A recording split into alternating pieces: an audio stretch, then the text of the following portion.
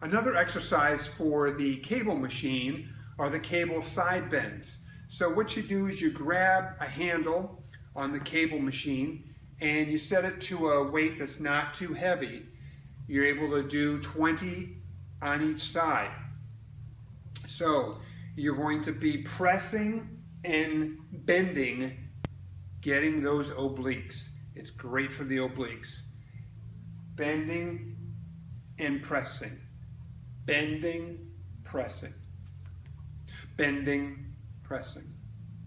I'll stop saying that now. Have fun with it.